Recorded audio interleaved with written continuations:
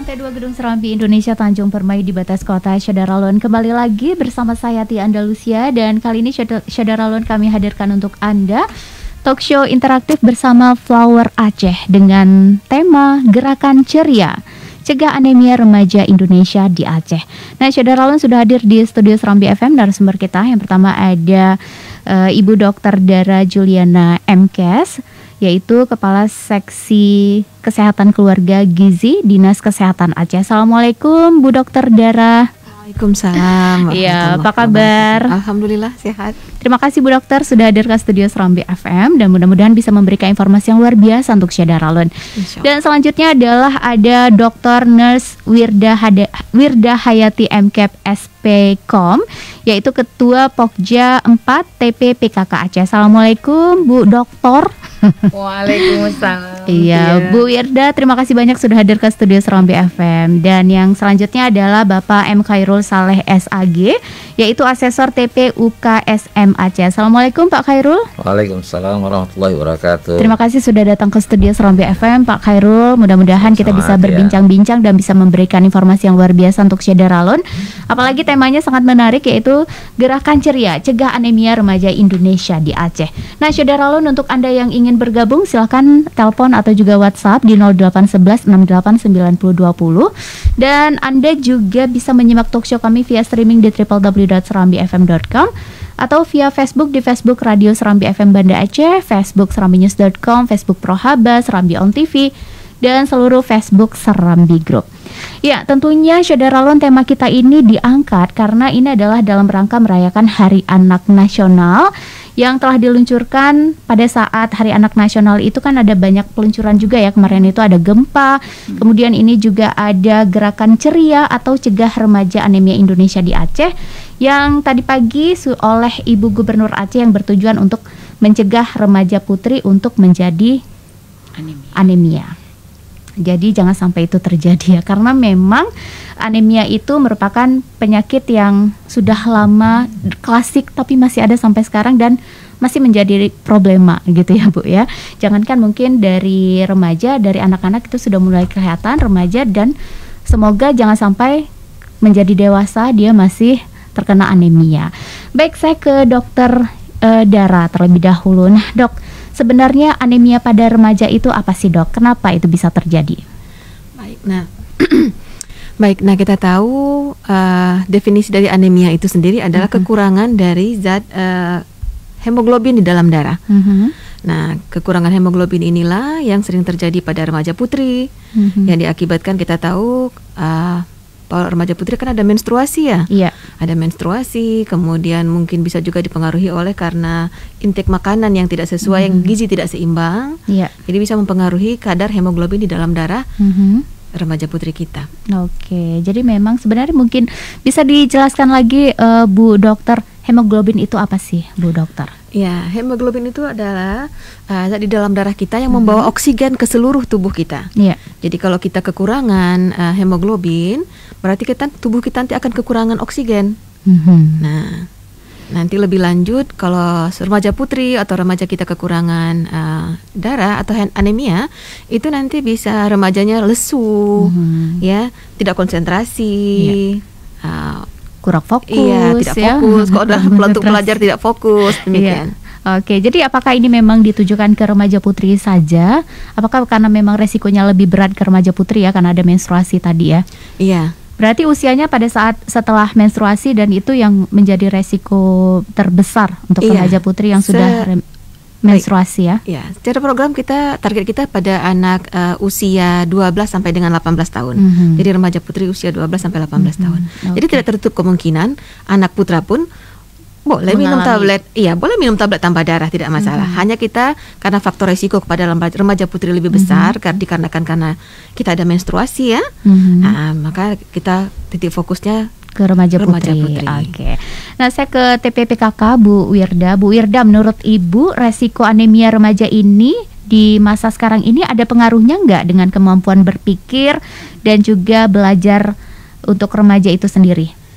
Ya, terima kasih Tia. Ya, itu pastinya itu sangat berpengaruh ya dengan remaja yang mengalami anemia. Kita mengenal ada 5 gejala biasanya yang terjadi pada remaja tersebut, 5L ya, lemah, lesu, letih, kemudian lelah dan lalai. Nah, karena yang lalai ini kan akhirnya dengan kondisi-kondisi tadi membuat si remaja ini tidak bisa berkonsentrasi, tidak fokus, sehingga tidak bisa belajar dengan baik dan pastinya akan mempengaruhi pencapaian prestasi mereka di sekolah. Jadi itu. Jadi memang sangat berpengaruh sekali ya, makanya konsentrasinya lebih tinggi ke remaja putri. Karena memang kita mengingat bahwa masa remaja itu kan harusnya lebih energik gitu ya, lebih semangat. Tapi kalau mengalami anemia, malahnya jadi ya 5L tadi ya Bu ya. Jadi kurang konsentrasi, kurang fokus sehingga sehingga belajarnya jadi tidak baik gitu, prestasinya jadi menurun. Iya, terus kalau untuk jangka panjang nih Bu Dokter, itu berbahaya nggak sih? Ya, kalau jangka panjang remaja putri kita anemia, yang kita khawatirkan adalah menghasilkan generasi-generasi yang jangka panjangnya itu bisa stunting. Pernah kalau mungkin kita sering dengar stunting pendek karena kekurangan dari zat gizi yang dipengaruhi oleh karena itu berpengaruh juga berarti ya? Iya, sangat berpengaruh pada generasi yang akan dihasilkan untuk masa yang akan datang. Selanjutnya apalagi nih yang bisa menyebabkan bahaya bagi remaja putri ini kalau anemianya berlanjut sampai masa yang panjang? Ya, karena kita tahu remaja putri ini juga adalah generasi penerus ya, menghasilkan generasi penerus kita. Nah, kita tahu bahwa selain dari dia juga sebagai seorang ibu nantinya, nah, dia karena kalau terkendala, artinya kalau dia kekurangan dengan zat besi, kekurangan dengan hemoglobinnya, kita khawatirkan nanti akan terjadi hal-hal yang tidak kita inginkan pada saat dia nanti berkeluarga dan pada saat dia nanti menghasilkan keturunan. Iya, misalnya apakah ada kemungkinan jadi sulit hamil misalnya, atau mungkin ketika hamil kurang bertenaga gitu, jadi salah satunya. Tapi kalau untuk sulit hamil gitu ya. Kalau untuk sulit hamil mungkin harus ada penelitian lebih lanjut ya. Tapi kalau mungkin nanti akan menghasilkan anak yang dengan berat badan lahir rendah, kemudian bisa menghasilkan anak yang tidak sehat. Nah, itu kemungkinan besar bisa terjadi. Karena kita ketahui juga bahwa anak di dalam kandungan itu juga nutrisinya memang dari sang ibu ya. Jadi sang ibunya memang harus cukup gizinya gitu. Nah, kalau untuk mencegahnya gimana nih, Dok? Untuk mencegah, kita secara awam ya, untuk masyarakat awam kita mengedukasi supaya mengkonsumsi makanan yang bergizi ya. Nah, untuk pencegahan sendiri secara di Dinas Kesehatan kita ada program tablet tambah darah untuk remaja putri. Jadi itu preventif, selain dari yang kita edukasi untuk mencukupi gizi dengan gizi seimbang.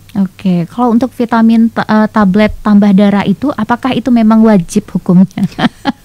Selain misalnya kita bisa mengkonsumsi dari makanan-makanan gitu, nggak mesti pakai tablet atau suplemen itu. Nah, yang kita khawatirkan sekarang remaja putri adalah pemikirannya itu kan sekarang banyak yang diet ya, pengaturan pola makan yang tidak sesuai.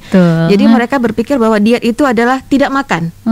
Padahal diet itu kan mengatur pola makan.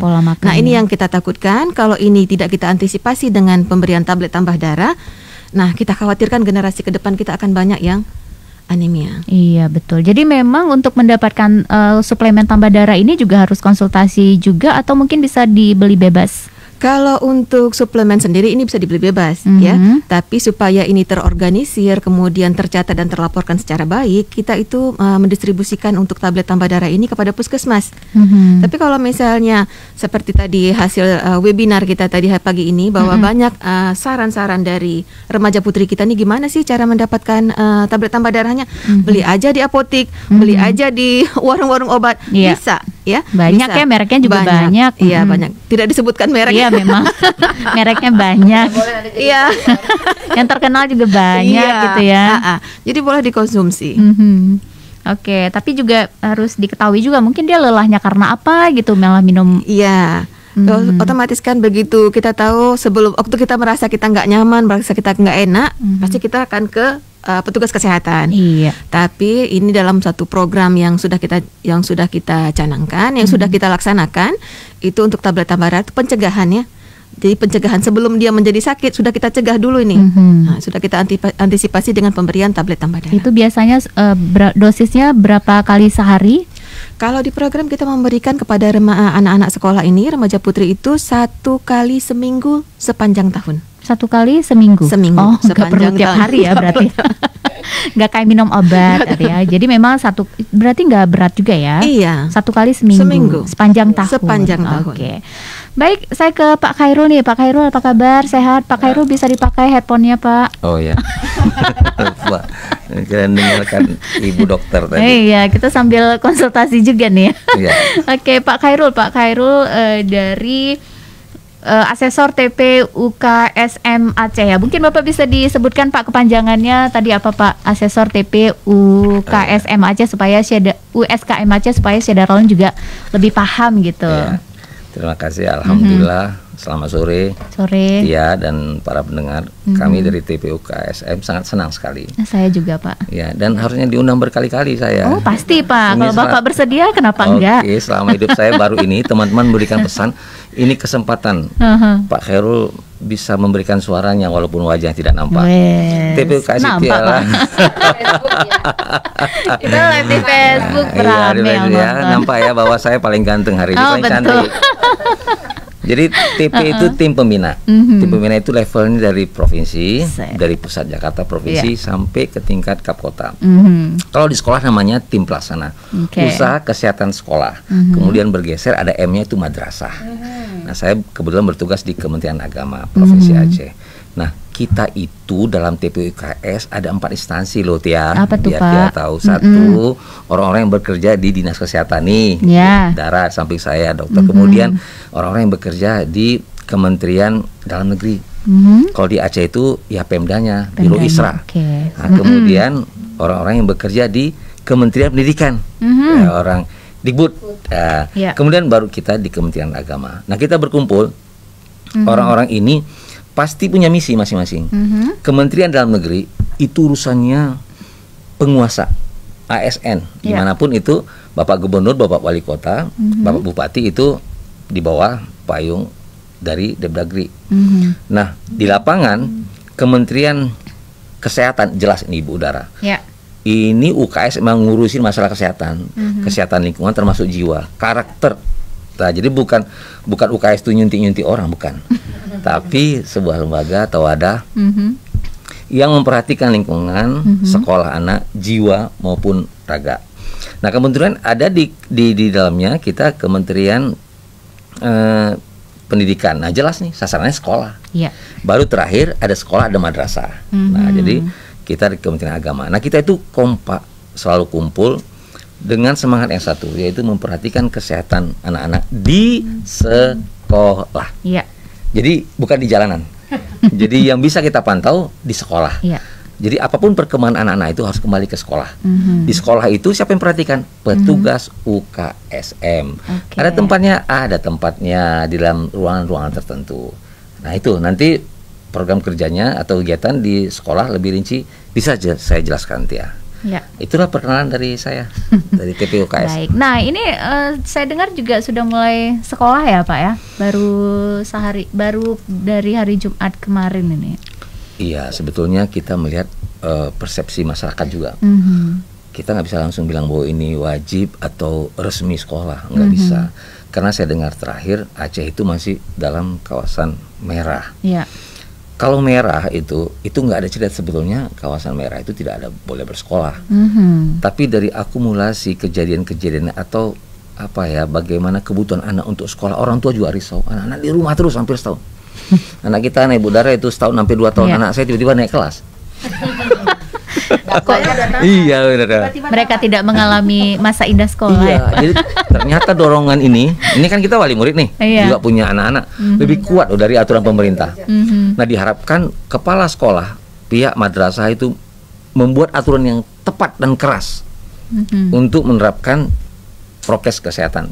Ya, memang kita sih di Aceh kayaknya belum ada ya anak-anak jatuh korban. Iya, tapi jangan sampai. Jadi kita juga memantau dari pertama mereka kita advice dari cuci tangan, tidak mengantar orang tua, tidak bawa makanan, kemudian tidak bersalaman, kemudian dibelah-belah kelasnya separuh-separuh, itu betul-betul sudah dipahami. Kenapa? Khusus kelas 3. Wahai saudara Lun, kelas 3 itu gimana? Mau jujur, mau lulus, kemudian standarnya bagus, tapi nggak pernah belajar. Nggak bisa itu. Ketika dia daring, siapa yang belajar, siapa yang membimbing, kemudian ketika nanti ujian untuk masuk kampus, itu juga pakai online, belum tentu bisa mampu. Jadi betul, bukan cuma generasi stunting, ibu dokter, tapi bisa lost generasi. Kita bisa bilang generasi yang cerdas, generasi daring namanya. Bisa itu kita, ya anak-anak kita harus punya mental bertemu dengan dosennya, dengan gurunya. Jadi Tia, untuk tatap muka sekolah ini, TPUKS bergabung dengan Satgas COVID, itu lagi-lagi menerapkan aturan yang ketat. Ya, itu standarnya ada memang. Ya, jadi memang sudah mulai sekolah, tapi berlaku shift atau mungkin jamnya dikurangin ya Pak ya? Ya betul. Untuk saat sekarang tapi ini untuk kelas 3 kayaknya kepala madrasah itu berjuang harus sekolah. Oh ya, untuk kelas madrasah 3, ya. Kelas 3 mau lulus nih. Kan nggak ada UN, nggak ada UN juga kayaknya Pak. Belum tentu ya. Iya, tapi banyak banyak kebutuhan yang sangat harus kita perhatikan supaya anak-anak itu bisa bergerak di luar. Iya, jadi memang perlu tatap muka itu ya Pak ya. Iya. Jangan sampai libur sampai berapa tahun, itu bukan sekolah namanya. Oke. Terus dari orang tua sendiri bagaimana Pak menanggapinya bahwa anak-anaknya sudah mulai bersekolah walaupun berlaku shift, kemudian juga jamnya jadi berkurang? Ya. Pastinya senang juga ya. Kita sudah mengadakan bukan penelitian semacam survei, pertanyaan-pertanyaan bahwa sebagian besar orang tua pingin anaknya sekolah, pingin keluar rumah berteman dan sebagainya. Nah, karena ada COVID ini, maka ada kelompok yang 50-50. Kalau sekolah gimana sehatnya? Kalau sakit nanti COVID siapa tanggung jawab? Ini 50-50. Ada sebagian kecil yang memang nggak memberikan anaknya. Bukan trauma ya, bukan apa ya, bukan parno, tapi pokoknya nggak mau. Menjaga ya? Iya, nggak mau. Karena memang pada dasarnya paling tinggi keputusan surat pernyataan orang tua itu yang bisa memberikan hak langsung anaknya sekolah atau enggak. Betul, jadi dikembalikan pada orang tua. Itu peraturan baku. Nah, bagi orang tua yang berpikir secara luas, sebagian besar ini loh Tia. Iya. Siapa yang jaga anak kami? Sudah setahun, repot ini karena dua-dua bekerja misalnya. Kemudian anak kami itu di rumah masuk dalam kamar. Kirain apa ngaji, tikaf atau ngapa? Rupanya main game online. Jadi ternyata dipertimbangkan oleh pemerintah banyak mudaratnya, banyak buruknya rupanya kalau di sekolah terus. Nah, bayangkan Tia, kalau kelas 3 tadi itu tidak mengenal gurunya, kemudian tidak mengenal mata pelajaran yang akan diujikan untuk di kampus, belum lagi etika anak-anak terhadap guru, itu pengaruh terhadap orang tua. Biasa udah main sendiri, menyelesaikan tugas sendiri, dan biasa tidak membutuhkan orang lain. Semua bisa daring. Jadi selfish ya? Iya, guru-gurunya juga kadang-kadang, kamu tahu nggak gurunya? Ada mah, papa pokoknya masuk pagi, pertama kali lihat kelas, selesai, turun daring. Kenal gurunya? Enggak, setahun. Jadi pokoknya betul-betul ini musibah buat kita semua. Jadi orang tua juga dari Serambi ini saya harapkan supaya berpikir yang cerdas. Banyak baca medsos, informasi yang bermanfaat. Jadi jangan parno. Kalau memang seandainya memang kepala sekolah atau guru menetapkan prokes yang ketat, Bu Dokter, go sekolah. Toh sekolah nanti juga nggak penuh, juga kelang-kelang harinya. Jadi jangan sampai anak-anak dibiarkan di sekolah, apalagi orang tuanya dua-duanya bekerja, anak-anak dekat dengan gadget, bahaya sekali. Kalau itu orang tuanya ada ibunya yang nggak bekerja, ibunya jadi Kak Ros ya. Iya.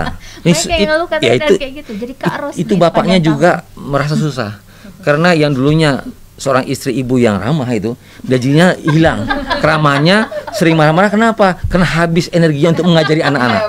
Nah, ini ibu-ibu yang sudah energi turun lebih bahaya daripada anemia. Ibu dokter, ibu darah, iya. Jadi nggak ramah lagi. Biasanya kalau misalnya turun, papa sudah capek ya pulang kerja, jangan dikira bahwa wah suami hebat, saya istri saya di rumah saja, beres masalah tidak sekolah atau sekolah. Tidak, istri menjadi tidak ramah lagi, Bu. Kenapa?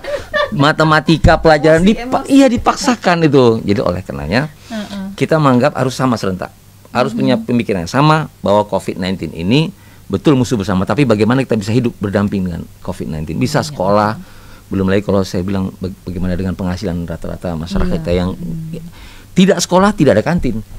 Tidak ada bakso goreng. Tidak ada semuanya, di mana makannya itu. Jadi iya, TPU kayak sampai segitu memikirkan bagaimana kita mendorong supaya anak-anak tetap sekolah. Guru sekolah, Masya Allah guru kita sebagian besar pegawai negeri. Ibu, bagaimana pegawai negeri yang nggak bekerja kalau di rumah terus? Tetap di sekolah. Daring dari sekolah. Dari sekolah ya, Pak ya. Apalagi Tia? Yap. Saya speechless. Baiklah kalau begitu. Untuk Anda Syederalon yang ingin bergabung bersama kami, silakan di 0651637172 atau WhatsApp di 0811689020.